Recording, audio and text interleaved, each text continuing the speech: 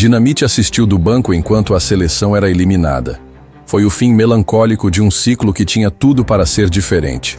Um erro que, para muitos, custou um título mundial. Mesmo após a Copa, Dinamite continuou entregando em alto nível. Em 1982, ajudou o Vasco a conquistar o Campeonato Carioca num triangular final contra Flamengo e América. Foi decisivo, mostrando mais uma vez que sua fase era consistente, mesmo após ter sido ignorado no Mundial. No ano seguinte, em 1983, retornou à seleção brasileira e, como de costume, deixou sua marca com um gol contra o Equador.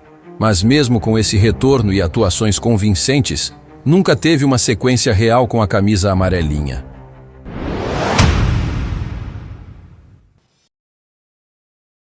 E aí, senhoras e senhores, tudo bem com vocês? Comigo tá tudo bem, eu sou Borracha e tô aqui para fazer mais um react no canal. Como faz parte da minha rotina, todos os dias eu navego por essa plataforma maravilhosa chamada YouTube. E eu dei de cara com um canal especializado em futebol, com vídeos muito informativos e que vale a pena você acessar. Então tô aqui, gente, no canal Algoritmo da Bola, são quase 10 mil inscritos, vou me inscrever, devidamente inscrito no canal, já vamos direto pro vídeo que me chamou muita atenção. Quem não conhece o saudoso Roberto Dinamite, o maior ídolo do Vasco da Gama? Então tá aqui, ó, a injustiça com o Roberto Dinamite, o craque que Tele ignorou. E realmente, galera, o Roberto Dinamite estava voando e simplesmente o Tele Santana, com a sua inteligência, não escalou ele para nenhum jogo, mesmo ele sendo um dos maiores artilheiros do Brasil naquele ano. Vamos começar a assistir esse vídeo bem legal. Assim, ó, já deixei meu like, vamos embora. Neste vídeo vou te mostrar por que Tele Santana praticamente boicotou Roberto Dinamite, mesmo com o jogador vivendo o auge da carreira. Uma história de bastidores, vaidade, política e uma das maiores injustiças da história da amarelinha. Realmente foi uma das maiores injustiças que eu já vi no mundo da bola nacional. Foi o fato do Tele Santana praticamente boicotar o Roberto Dinamite. Vamos continuar. Um dos maiores artilheiros da história do futebol brasileiro. Ídolo incontestável do Vasco. Verdade. Tem números que até hoje impressionam. Mais de 500 gols em jogos oficiais. Artilheiro do Brasileirão. Rei dos clássicos. Média absurda por 2 décadas. Mas apesar de tudo isso, teve uma carreira frustrante com a camisa da seleção brasileira. Por quê? O que aconteceu nos bastidores para que um jogador com números tão absurdos fosse tão ignorado? Mas antes de começar, me conte nos comentários. Você teve o privilégio de ver Roberto Dinamite jogando? Eu tive o privilégio de ver o Roberto Dinamite jogando. E detalhe, quando eu tinha meus 14 anos, eu sempre quis conhecer o Maracanã, mas nunca tive a oportunidade. Até que veio um tio meu, lá de Santos, aqui para o Rio de Janeiro, ficar na casa dos meus pais, e ele também queria conhecer o Maracanã. E aí, nesse dia que ele resolveu ir no Maracanã com meu pai, e eu fui junto, o jogo era entre Vasco e Bangu. E pode acreditar, na época, anos 80, 85 mais ou menos, o Bangu era uma pedra no sapato do Vasco. E nesse jogo, se eu não me engano, o Vasco estava perdendo por 2-0 e simplesmente o Roberto Dinamite fez os 2 gols e empatou a partida. Dinamite olhando a posição da bola. Gilmar, eu acho que eu já vi esse filme, hein? Dinamite nele, Roberto. Essa barreira andou. E o Gilmar se coloca numa posição contrária que os goleiros costumam ficar. Olha aí o Dinamite. Roberto. E o gol!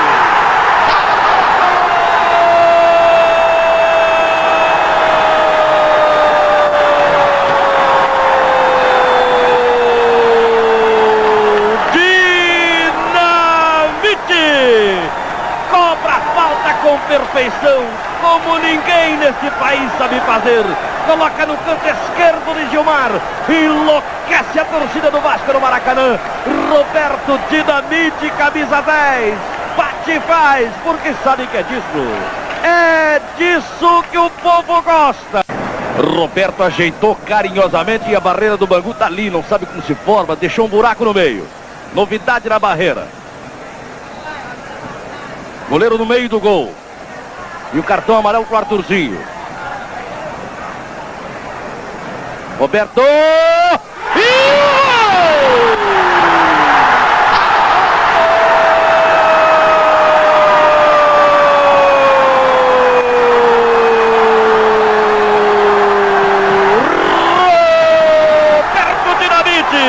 Explode o Maracanã com o gol. Inovar contra o Roberto. Gilmar abriu a barreira. Por ali passou um foguete que encontrou as mãos do goleiro, ainda assim passou no meio das mãos do Gilmar. E aos 45 minutos empata o Vasco. Roberto sabe que é disso. É disso que o povo gosta. O Gilmar ficou totalmente perdido no momento da cobrança. Ele correu para um lado quando viu a bola entrando exatamente no meio do gol. Tentou fazer a defesa, mas não teve chance. Foi o 8º gol do Roberto, o artilheiro isolado da Taça Guanabara e o de número 18 do Vasco. Na década de 70, Roberto Dinamite já era um nome consolidado no futebol brasileiro. Desde muito jovem, mostrava um faro de gol impressionante e uma inteligência de jogo rara para a época. Seu auge veio com o título brasileiro conquistado com o Vasco da Gama em 1974, sendo o principal nome da campanha. E mais do que um simples artilheiro, Dinamite era um jogador versátil. Vestia a 9 com maestria, mas tinha visão e capacidade para atuar também como criador, armando jogadas, dando assistências e participando ativamente da construção ofensiva. Seu desempenho regular e decisivo o colocava, ano após ano, entre os maiores goleadores do país. Mesmo assim, a relação com a seleção brasileira nunca foi das mais estáveis. Na Copa do Mundo de 1978, ele só foi convocado por conta da lesão de Nunes, atacante que era o titular incontestável da comissão de Cláudio Coutinho. Outro favorito era Reinaldo, jogador de grande talento, mas com histórico grave de lesões nos 2 joelhos, o que o tornava uma aposta arriscada. Pessoal, vou ser bem sincero com vocês. O Nunes era um grande jogador e tal, mas, Roberto Dinamite estava muito à frente, até em números, do Nunes, tá? Posso estar até enganado em relação aos números entre Roberto Dinamite e Nunes, mas se eu estiver enganado, coloca aqui nos comentários para eu saber. Mas em relação ao Roberto Dinamite e o Reinaldo, que era um cracaço, tecnicamente falando, o Reinaldo era bem superior ao Roberto Dinamite.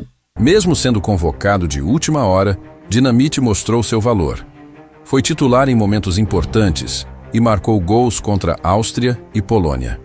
Atuou com eficiência e deixou claro que podia entregar mesmo sem ter o respaldo pleno da comissão técnica. Seu futebol falava por si. Mas o fato é que, mesmo entregando resultados dentro de campo, humilhou. Dinamite parecia nunca ser realmente bem-vindo. Seu nome raramente era prioridade, mesmo sendo um dos mais completos e regulares atacantes de sua geração. Nos anos seguintes, a fase de Roberto Dinamite continuava espetacular. Em 1980 veio a consagração internacional, uma proposta do Barcelona. Ele se transferiu para a Espanha e, apesar da expectativa criada, sua passagem pelo clube catalão foi curta. O técnico da época não facilitava, e o contexto europeu acabou não favorecendo sua adaptação. Mas, ao contrário do que muitos fariam, Dinamite voltou ao Brasil com sede de provar seu valor. E ele provou. Realmente, naquela época, os jogadores brasileiros não tinham muito espaço nos times europeus. Mas pode ser também que o Roberto Dinamite não tenha se adaptado e aí começou a jogar mal e tal, até nos treinos, e o técnico optou por não dar espaço para o Roberto Dinamite. Logo na sua reestreia pelo Vasco, encarou o Corinthians e fez uma das partidas mais impressionantes da história do futebol brasileiro. Foda. Marcou 5 gols, um mais bonito que o outro. Eu lembro disso. Uma resposta direta para qualquer dúvida que ainda existisse sobre sua grandeza. O gol mais emblemático uma finta de corpo sobre o zagueiro Mauro e uma bomba indefensável no ângulo esquerdo. Era o recado dado. Roberto Dinamite seguia sendo um dos maiores atacantes do país. Pessoal, não sou nenhum especialista em futebol, mas eu desconheço algum jogador que tenha feito 5 gols em um clássico. Talvez o Pelé. Se vocês tiverem essa informação, coloca aqui nos comentários pra gente saber. Em 1981, veio uma das temporadas mais monstruosas de sua carreira. 62 gols no ano. Foi artilheiro do Campeonato Carioca com 31 gols. Decisivo nos 3 jogos finais contra o Flamengo e destaque absoluto nos clássicos. Mesmo enfrentando adversários de alto nível, Roberto se mantinha como líder do Vasco e da artilharia nacional. Mas, incrivelmente, o nome de Dinamite seguia fora das convocações da seleção brasileira. Enquanto o maior goleador do Brasil colecionava recordes, Tele Santana testava outros atacantes. Reinaldo, Serginho Chulapa, até o meia Sócrates foi adaptado como falso 9. Zé Sérgio também ganhou oportunidades. Todos foram observados, menos Dinamite.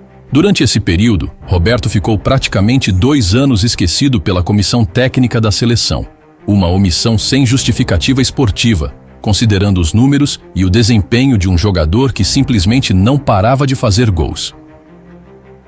Pessoal, vamos jogar real aqui? Beleza, o Serginho Chulapa era goleador nos clubes por onde ele passava. Legal. Mas na seleção, Serginho Chulapa nunca jogou nada. Essa aqui é real. Tanto que em 82, o Serginho mais atrapalhou do que ajudou. Fez 2 gols na Copa do Mundo e mesmo assim, até a minha mãe fariam aqueles gols, tá? Mas em comparação aos gols que ele perdeu, porque o Zico deixava muitas vezes ele na cara do gol e ele não fazia, além disso, ele chegou a atrapalhar um gol quase certo do Zico contra a Itália. Serginho. Zico, Serginho, fuori. Serginho.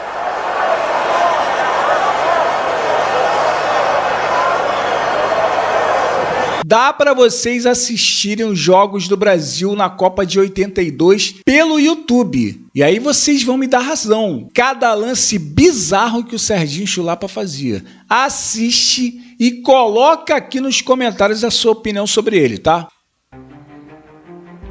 Só foi lembrado novamente em outubro de 1981, após uma enorme pressão popular. A torcida e a imprensa esportiva não aceitavam que o maior artilheiro do país fosse ignorado por tanto tempo.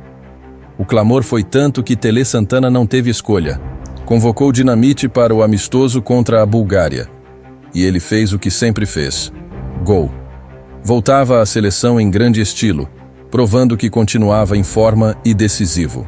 Nos 2 jogos seguintes, amistosos contra a Alemanha Oriental e Checoslováquia, foi titular. Demonstrava entrosamento, inteligência tática e faro de gol. Estava, indiscutivelmente, em um dos melhores momentos da carreira.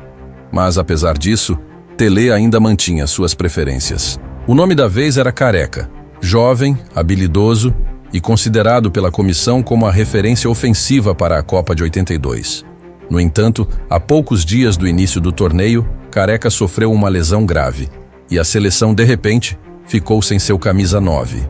Foi então que, de forma forçada e sem convicção, Tele convocou Roberto Dinamite. A imprensa da época retratava a convocação como uma solução de última hora.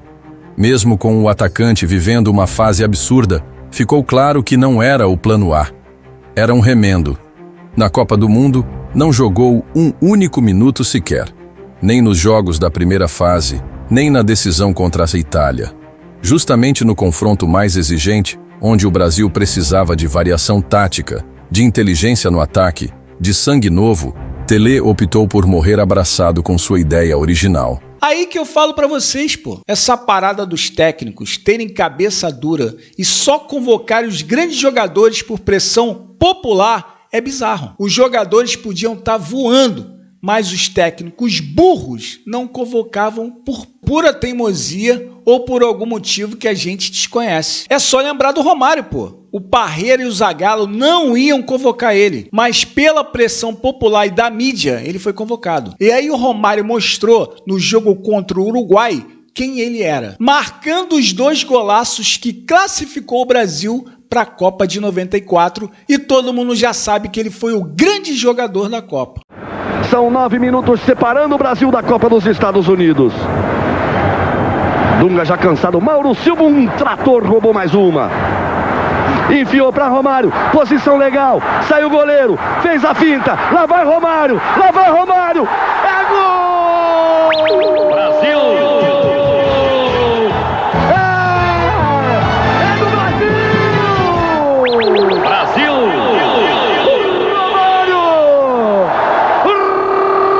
Romário de novo! Que beleza, Romário! Goleiro de um lado, bola do outro! Botou lá dentro pra você curtir. Que lindo lance de Romário. Com esperteza, com velocidade, com malícia, com malandragem. Botou lá dentro. Saiu pro abraço. 2 para o Brasil. Romário e Romário. 2-0 Brasil. Dinamite assistiu do banco enquanto a seleção era eliminada. Foi o fim melancólico de um ciclo que tinha tudo para ser diferente. Um erro que, para muitos, custou um título mundial. Mesmo após a Copa, Dinamite continuou entregando em alto nível. Em 1982, ajudou o Vasco a conquistar o Campeonato Carioca num triangular final contra Flamengo e América. Foi decisivo, mostrando mais uma vez que sua fase era consistente, mesmo após ter sido ignorado no Mundial. No ano seguinte, em 1983, retornou à seleção brasileira e, como de costume, deixou sua marca com um gol contra o Equador.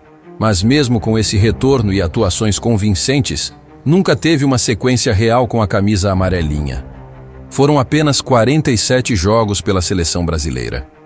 Um número surpreendentemente baixo Golaço, se considerarmos sua relevância, regularidade e peso dentro do futebol nacional. Eu vou voltar aqui para vocês porque esse foi um dos gols mais bonitos da carreira do Roberto Dinamite. Aí, ó. Foram apenas 47 jogos pela seleção brasileira. Chapelou. Um número surpreendentemente baixo se considerarmos sua relevância, regularidade e peso dentro do futebol nacional. Golaço. Estamos falando de um jogador que marcou gols em 19 edições seguidas do Campeonato Brasileiro, com uma média de 36 gols por temporada durante 22 anos. É muito gol. Artilheiro absoluto dos clássicos. Maior artilheiro da história do Vasco, com números que impressionam qualquer geração. 512 gols, 157 assistências e 850 jogos. Mesmo assim, a seleção insistiu em deixá-lo de lado. Por quê? Ninguém nunca explicou com clareza. Talvez por vaidade de treinadores. Talvez por teimosia em insistir em outros nomes. Talvez por questões políticas ou de relacionamento. O que é certo é que a seleção brasileira recusou por opção um dos maiores atacantes da sua história. E essa escolha jamais vai deixar de ser questionada. Pessoal, ele levantou várias hipóteses aí, tá? Eu, no meu desconhecimento na época, porque a gente não tinha esse monte de informação que a gente tem hoje, eu achava que os técnicos não convocavam o Roberto Dinamite para jogar de titular junto com o Zico por conta do próprio Zico, que de repente não queria dividir o protagonismo na seleção com o Roberto Dinamite. Mas me enganei profundamente porque eu descobri tempos depois que o Zico era muito amigo do Roberto. Ou então ele convocava o Serginho Chulapa supostamente para dar moral para a Federação Paulista de Futebol. E para vocês, qual o motivo que o Tele Santana tinha para deixar no banco um dos maiores goleadores que o Brasil tinha na época? Coloca aqui nos comentários. Tele Santana é lembrado como símbolo de futebol bonito. Mas até os grandes mestres erram. E talvez o maior erro de Tele tenha sido justamente ignorar Roberto Dinamite. Exatamente. Não estamos dizendo que o Brasil teria vencido a Copa de 82 com ele em campo. Mas é inegável que era um jogador em seu auge, técnico, inteligente, goleador e pronto para decidir. E que foi preterido por razões que nunca foram explicadas com clareza. Deixa aqui nos comentários. Roberto Dinamite merecia mais com a seleção? Com certeza. Se o Roberto Dinamite tivesse sido escalado para pelo menos substituir o Serginho Chulapa, que não estava jogando nada contra a Itália, aí poderia ser que a história fosse totalmente diferente. Valeu demais! Grande vídeo esse. Ótimos questionamentos. Eu vou deixar o link aqui na descrição do vídeo para você acessar o canal Algoritmo da Bola. Gostou desse react? Então se inscreva no canal, deixe o seu like para que o YouTube entenda que o vídeo é bom e ele possa sugestionar para mais pessoas. Não se esqueça de apertar o sininho para você receber todas as notificações de cada vídeo que eu posto aqui para vocês. Fiquem todos com Deus, até a próxima e fui!